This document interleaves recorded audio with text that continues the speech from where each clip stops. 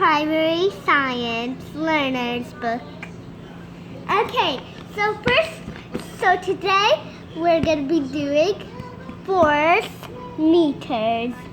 If you push on a door with foam, you can see the size of the push. Axie and peg both push a piece of foam. We can see how hard they push. A force meter is a piece of equipment that measures the size of force. Force meters measure the size of pulls. The unit of force is a Newton.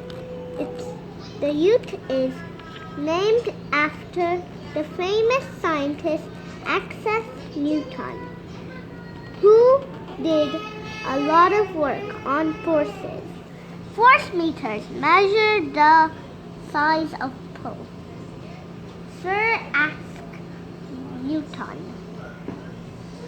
Okay, measuring forces. Use a force meter to measure the different pulling forces around your school. Before you measure, predict which object you will need the biggest force to pull it. Record the sizes of the force in the table. Draw the bar to show the results. Compare to your predictions with what you found out. Tennis players use forces of different sizes to control the ball. The forces with a rope in the rope will be different for different climbers. A cycle helmet must be strong enough to protect the cyclist of the head. It gets hurt by a force. Wind creates a force to sail, which moves the boat. What is the unit of measurement of force? Newton. B. Force meter. C. Pull. I think it's force meter. Why is the important equipment for being sport to be the strong? What you have learned. There is a simple equipment which we can use to measure forces. The unit of measurement of force is the Newton. Friction.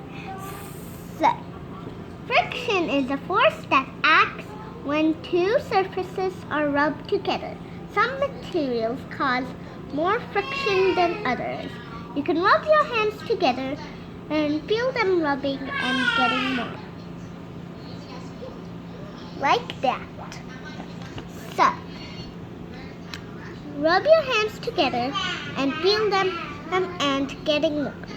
You can go very fast down the slide. There will be friction between your clothes and the surface of the slide. Frictions can start and stop moving things. You need friction between the floor and your shoes. Help start getting walking. So, there's a friction between the bottom of your shoes and the floor, which helps you to grow. The floor surface. This stops you from sliding. This ice is slippery. There's a little friction between the puck and the ice is so puck.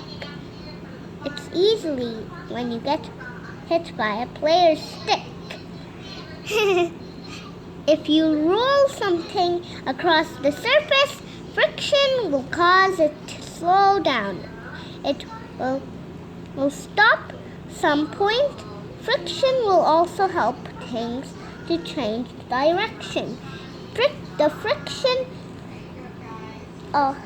between the ball and bat helps the ball to change direction.